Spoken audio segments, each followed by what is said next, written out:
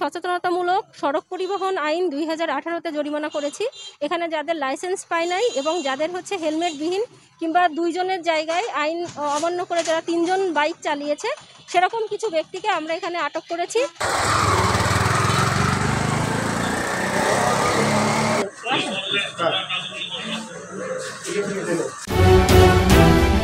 আপনারা দেখছেন তাজা খবর 24।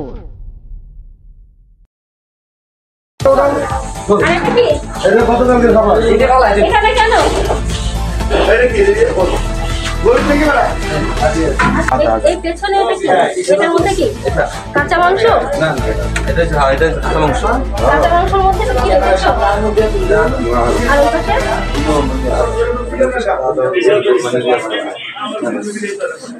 মানে যে তেলাপোকা কেন এরকম? এই যে তেলাপোকা কি? হ্যাঁ তেলাপোকা। আজকে আমরা এখানে সচেতনতামূলক জরিমানা করা হয়েছে। আমরা সকলেই আইনের প্রতি শ্রদ্ধাশীল।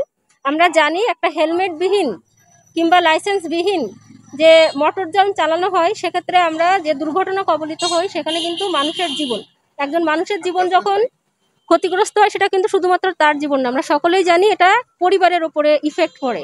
তো আমরা আজকে সচেতনতামূলক সড়ক পরিবহন আইন 2018-তে জরিমানা করেছি।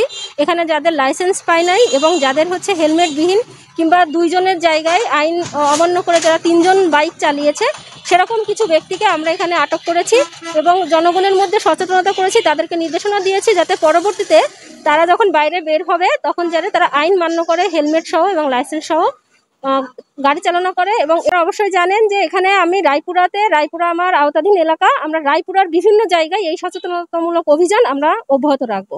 ধন্যবাদ।